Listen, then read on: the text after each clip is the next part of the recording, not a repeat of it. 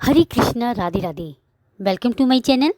आशा करती हूँ आप अच्छे होंगे, स्वस्थ होंगे और मंगलमय होंगे। बैसाख मास महत्तम अध्याय 31, अंतिम अध्याय। देखो देखो कभी भी हारना मत। क्या पता अगली कोशिश आपको कामयाबी की तरफ ले जाए, इसलिए कोशिश में लगे रहिएगा। कहते हैं ना, कभी हम कहते हैं कि हमें भक्ति करने के लिए टाइम नहीं है, तबीयत ठीक नहीं है, टाइम नहीं मिलता। कुछ ना कुछ करके थोड़ा सा टाइम निकाल कर सिर्फ हमें कोशिश करना है, भक्ति में लगे रहना है। और एक दिन भक्ति महारानी की ऐसी कृपा होगी कि आप मंदिर भी जाएंगे, पूजा भी करेंगे, नाम जाप भी करेंगे और भगवान जी की कृपा भी होगी जब भक्ति महारानी चाहेंगी। इसलिए कोशिश कभी नहीं तोड़नी चाहिए, हमेशा करते रहना चाहिए। देखो, ईश्वर का छीना हुआ कोई दे नहीं सकता और ईश्वर का दिया हुआ कोई छीन नहीं सकता। इसलिए जो भाग्य में लिखा है वो भाग कर आएगा और जो भाग्य में नहीं लिखा है वो आकर भी लौट जाएगा। इसीलिए आप भाग्य पर भरोसा रखिए, अपनी श्री हरि पर भरोसा रखिए, भक्ति करते रहिए। थोड़ा सा टाइम निकाल कर अपनी भक्ति महारानी को प्रसन्न करिए। एक दिन भक्ति महारानी जरूर कृपा करेंगी और हमारे श्री हरि के लिए श्री हरि के चरणों में भक्ति प्रदान करेंगी। कहते हैं जो गृहस्थ में रहकर भगवान जी के लिए टाइम निकालता है, भगवान भी उसके लिए टाइम जरूर निकालते हैं, याद रखिएगा। आइए अब सुनते हैं बैसाख मास महत्तम अध्याय 31। पहले अपने गणेश जी महाराज को याद करेंगे, फिर अपने गुरु जी महाराज को और फिर बैसाख मास महत्तम अध्याय 31 का श्रवण करेंगे। जय गणेश गिरिजा सुमन मंगल मूल सुजान, कहती अयोध्या दास तुम देओ अवे वरदान। बोलो गणेश जी महाराज की जय। गुरु गोविंद दो खड़ी का कैला गोपाय, बलिहारी गुरु आपने गोविंद दियो बताए। बोलो गुरु महाराज की जय, लक्ष्मी नारायण भगवान की जय, बैसाखी ठाकुर जी की जय। श्रुति देव जी कहते हैं, तदंतर व्याध सहित शंख मुनि ने विस्मित होकर सर्प से पूछा, तुम कौन हो और तुम्हें ये दशा कैसे प्राप्त हुई? सर्प ने उत्तर दिया, पूर्व जन्म में प्रयाग का एक ब्राह्मण था। मेरे पिता का नाम कुशीद मुनि और मेरा नाम रोचन था। मैं धनवान, अनेक पुत्रों का पिता और सदैव अभिमान से दूषित। मैं बैठी बैठी बहुत बकवाद किया करता था। बैठना, सोना, नींद लेना, मैथुन करना, जुआ खेलना, लोगों की बातें करना और सूद लेना, यही मेरे व्यापार थे। मैं लोक निंदा से डरकर नाम मात्र के शुभ कर्म करता था, वो भी दंभ यानी घमंड के साथ। उन कर्मों में भी मेरी श्रद्धा नहीं होती थी। इस प्रकार मुझ दुष्ट और दुर्बुद्धि के कितने ही वर्ष बीत गए। तदंतर इसी बैसाख मास में जयंत नामक ब्राह्मण प्रयाग क्षेत्र में निवास करने वाली पुण्य आत्मा द्विजों को बैसाख मास के धर्म सुनाने लगे। स्त्री पुरुष क्षत्रिय वैश्य और शूद्र सहस्त्रों श्रोता प्रातःकाल स्नान करके अविनाशी भगवान विष्णु की पूजा के पश्चात प्रतिदिन ब्राह्मण जयंत की कही हुई कथा सुनते थे। वे सभी पवित्र एवं मौन होकर उस भगवान कथा में अनुरक्त रहते थे। एक दिन मैं भी उत्सुकता के कारण वहाँ क्या हो रहा है ये देखने की इच्छा से श्रोताओं की उस मंडली में जा बैठा। मेरे मस्तक पर पगड़ी बंधी थी, इसलिए मैंने नमस्कार तक नहीं किया और सांसारिक वार्तालाप में अनुरक्त हो कथा में विघ्न डालने लगा। तभी मैं कपड़े फैलाता, कभी किसी की निंदा करता, कभी जोर से हंस पड़ता था। जब तक कथा समाप्त हुई तब तक मैंने इसी प्रकार समय बिताया। तत्पश्चात दूसरे दिन सन्निपात रोग से मेरी मृत्यु हो गई। सन्निपात एक ऐसी शारीरिक समस्या है जिसमें आयुर्वेद अनुसार वात, पित्त एवं कफ तीनों बढ़ जाते हैं, जिसके कारण व्यक्ति अपना मानसिक एवं शारीरिक संतुलित खो देता है। मैं तपाई हुई शीशी के जल से भरे हुए हलाहल नरक में डाल दिया गया और 14 मनवंतरों तक वहाँ यातना भोगता रहा। उसके बाद 84 लाख योनियों में क्रमशः जन्म लेता और मरता रहा। मरता हुआ मैं इस समय को क्रूर तमोगुणी सर्प होकर इस वृक्ष के खोखले में निवास करता था। मुनि, सौभाग्यवश आपके मुखारविंद से निकली हुई अमृतमयी कथा को मैंने अपने दोनों नेत्रों से सुना, जिससे तत्काल मेरे सारे पाप नष्ट हो गए। मुनि श्रेष्ठ, मैं नहीं जानता कि आप किस जन्म के मेरे बंधु हैं, क्योंकि मैंने कभी किसी का उपकार नहीं किया है, तो मुझे आपकी कृपा मिली। जिनका चित्त समान है, जो सब प्राणियों पर दया करने वाले साधु पुरुष हैं, उनमें परोपकार की स्वाभाविक प्रवृत्ति होती है। उनकी कभी किसी के प्रति विपरीत बुद्धि नहीं होती। आज आप मुझ पर कृपा कीजिए, जिससे मेरी बुद्धि धर्म में लगे। देव आदिदेव भगवान विष्णु के चरणों में भक्ति बढ़े। भगवान श्री विष्णु के चरणों को कभी न भूलूं और साधु चरित्र वाले महापुरुषों को सदा ही संग प्राप्त करता रहूं। जो लोग मद से अंधे हो रहे हैं, उनके लिए एकमात्र दरिद्रता ही उत्तम अंजन यानी काजल है। इस प्रकार नाना भांति से स्तुति करके रोचक ने बार बार ऋषि शंख को प्रणाम किया और हाथ जोड़कर चुपचाप उनके आगे खड़ा हो गया। तब ऋषि शंख ने कहा, ब्राह्मण, तुमने वैशाख मास और भगवान विष्णु का महात्म सुना है। इससे उसी क्षण तुम्हारा सारा बंधन नष्ट हो गया। दृक्श्रेष्ठ, परिहास, भय, क्रोध, द्वेष, कामना अथवा स्नेह से भी एक बार भगवान विष्णु के पापहारी नाम का उच्चारण करके बड़े भारी पापी से भी रोग शोक रहित वैकुंठ धाम में चले जाते हैं। फिर जो श्रद्धा से युक्त हो, क्रोध और इंद्रियों को जीतकर सबके प्रति दया भाव रखते हुए भगवान की कथा सुनते हैं, वे उनके लोक में जाते हैं। इस विषय में तो कहना ही क्या है। कितने ही मनुष्य केवल भक्ति के बल से एकमात्र भगवान की कथा वार्ता में तत्पर हों, उन अन्य सब धर्मों का त्याग कर देने पर भी भगवान की परम पद को पा लेते हैं। भक्ति से अथवा द्वेष आदि से भी जो भगवान की भक्ति करते हैं, वे भी प्राण हारिणी पूतना की भांति परम पद को प्राप्त हो जाते हैं। सदा महात्मा पुरुषों का संग और उन्हीं के विषय में बात करनी चाहिए। रचना शिथिल होने पर भी जिसके प्रत्येक श्लोक में भगवान की यश सूचक नाम है, वही वाणी जन समुदाय की पाप राशि का नाश करने वाली होती है, क्योंकि साधु पुरुष उसी को सुनते हैं, गाते हैं और कहते हैं। जो भगवान किसी से कष्ट साध्य सेवा नहीं चाहते, आसन आदि विशेष उपकरणों की इच्छा नहीं रखते तथा सुंदर रूप की और जवानी नहीं चाहते, अपितु एक बार भी स्मरण कर लेने पर अपना परम प्रकाश में वैकुंठ धाम डालते हैं। उन दयालु भगवान को छोड़कर मनुष्य किसकी शरण में जाए।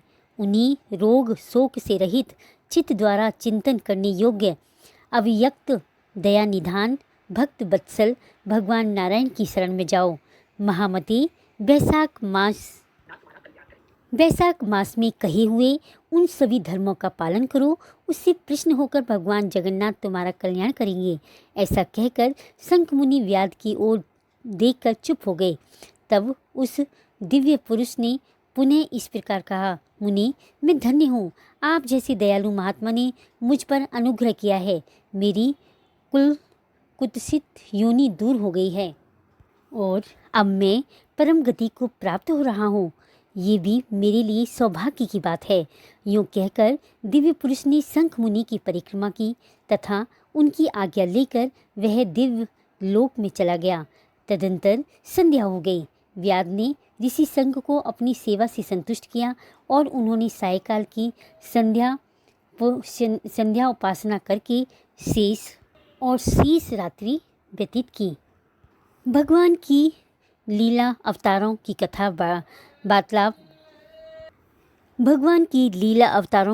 कही।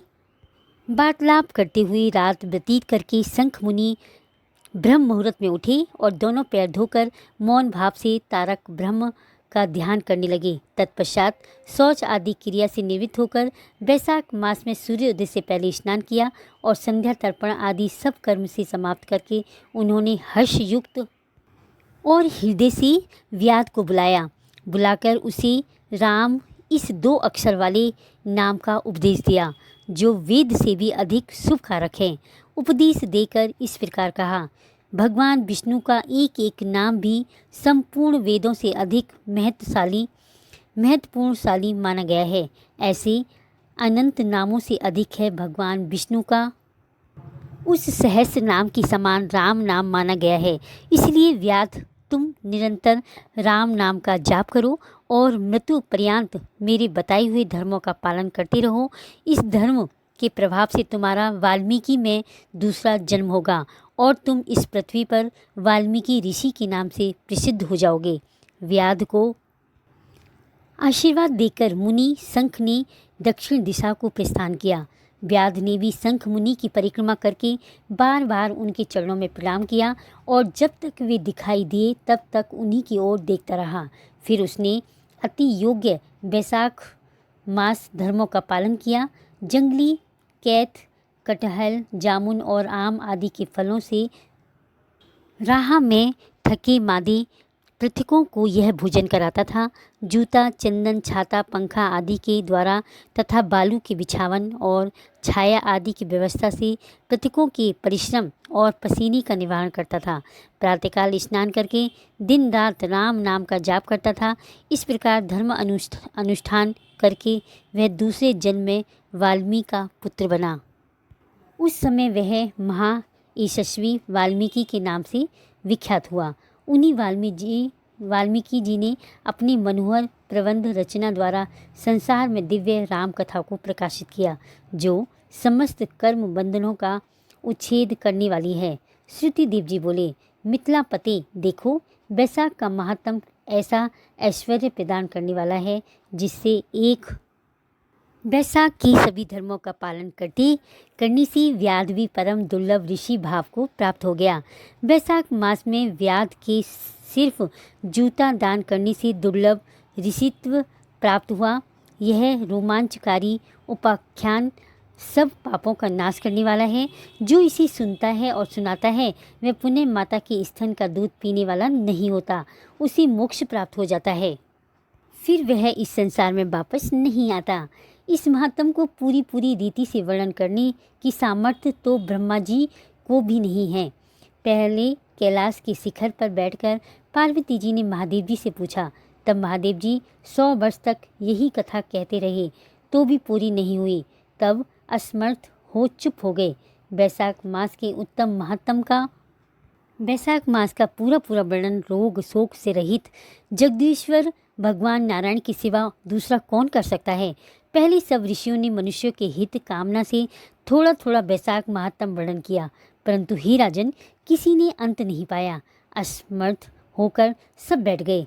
तुम भी वैशाख मास में दान और उत्तम कर्म का अनुष्ठान करो, तुम भी इससे निश्चय ही तुम्हें भोग मोक्ष की प्राप्ति होगी। इस प्रकार मिथिलापति जनक को उपदेश देकर श्रुति देव जी ने उनकी अनुमति ले वहाँ से जाने का विचार किया। वस्त्र, आभूषण, गौ, भूमि, तिल और स्वर्ण आदि से उनकी पूजा और वंदना करके राजा ने उनकी परिक्रमा की। तत्पश्चात उनको विदाई दी एवं परम यशस्वी श्रुति देव जी संतुष्ट हो प्रसन्नतापूर्वक वहाँ से अपने स्थान को गए। राजा ने वैशाख धर्म का पालन करके मोक्ष प्राप्त किया। इतनी कथा कहने के बाद नारद जी कहते हैं कि हे राजा अम्बरीश, यह उत्तम उपाख्यान मैंने तुम्हें सुनाया है, जो कि सब पापों का नाशक तथा संपूर्ण संपत्तियों को देने वाला है। इसी मनुष्य भुक्ति, मुक्ति, ज्ञान एवं मोक्ष पाता है। नारद जी का यह वचन सुनकर महायशस्वी राजा अम्बरीश मन ही मन बहुत प्रसन्न हुए। उन्होंने ब्रह्म जगत के व्यापारों से निवृत्त होकर मुनि को साष्टांग प्रणाम किया और अपने संपूर्ण वैभवों से उनकी पूजा की। तत्पश्चात उनसे विदा लेकर देव ऋषि नारद जी दूसरे लोक में चले गए, क्योंकि दक्ष प्रजापति के श्राप से एक स्थान पर नहीं ठहर सकते। राजा ऋषि अम्बरीश जी भी नारद जी के बताए हुए सब धर्मों का अनुष्ठान करके निर्गुण परम ब्रह्म परमात्मा में विलीन हो गए। इतनी कथा कहकर सूत जी बोले, जो कोई इस पाप नाशक एवं पुण्य वर्धक उपाख्यान को सुनता है या सुनाता है या पढ़ता है वह परम गति को प्राप्त होता है। जिनके घर में यह लिखी हुई पुस्तक रहती है उनके हाथ में मुक्ति आ जाती है। फिर जो सदा उनके श्रवण में मन लगाते हैं उनके लिए तो कहना ही क्या है। वैशाख मास महत्तम सभी अध्याय संपूर्णम। वैशाख महत्तम से हमने जाना, शिक्षा ली कि अगर कलयुग की माया से बचना है तो श्री हरि के चरणों की शरण लेनी चाहिए। को तुम हो तब भी दुनिया है, तुम नहीं हो तब भी दुनिया रहेगी, तुम चले जाओगे तब भी दुनिया रहेगी। इसलिए तुम्हारे जाने के बाद किसी को कोई फ़र्क नहीं पड़ने वाला। इसलिए सब चिंता को छोड़कर प्रभु श्री हरि के चरणों की शरण लो और चिंता मुक्त होकर भगवान का चिंतन करो। हम सभी बहुत ही भाग्यशाली हैं, तभी हमने भगवान श्री कृष्ण की कृपा से वैशाख महात्म का श्रवण किया। अगर आपको भक्ति और ज़्यादा बढ़ानी है, अपने श्री हरि के चरणों से निसंकोच निस्वार्थ भक्ति पूजा करनी है, तो हमें हर पल हर क्षण मन से श्रद्धा से हर सांस के साथ सिर्फ नाम जाप करते रहना है। हरे कृष्ण कृष्ण कृष्ण हरे हरे, हरे राम राम राम हरे हरे। कलयुग केवल नाम आधारा, सुमिर सुमिर नर उतर ही पारा। इसलिए नाम जाप करने से हमें शक्ति, मुक्ति, भक्ति, प्रेम, आशीर्वाद, भगवान श्री हरि के चरणों में भक्ति सभी कुछ मिल सकता है। इसलिए चिंतन छोड़कर श्री हरि के चरणों का चिंतन करो। अगर ये वीडियो अच्छी लगी हो तो लाइक करें, कमेंट करें, मीनूज़ लाइफ चैनल को सब्सक्राइब करें। ज़्यादा से ज़्यादा अपने फ्रेंड्स में शेयर करें क्योंकि औरों का भी भला हो सके। हमारे शास्त्रों का प्रचार करना भी एक सेवा है। प्लीज़ इसलिए ये वीडियो को ज़्यादा से ज़्यादा अपने फ्रेंड्स में शेयर करें। अगर किसी ने वैशाख मातम नहीं पढ़ा है तो वो नेक्स्ट ज़रूर पढ़ें और उन्हें भी अपने आगे पढ़ने के लिए मन उत्सुकता रहे और मन करे तो वो आगे भी पढ़ेंगे और उनका भी कल्याण होगा। इसलिए ज़्यादा से ज़्यादा अपने फ्रेंड्स में शेयर करें। हरे कृष्णा, राधे राधे। कल मिलते हैं एक नई वीडियो के साथ। राधे राधे, हरे कृष्णा।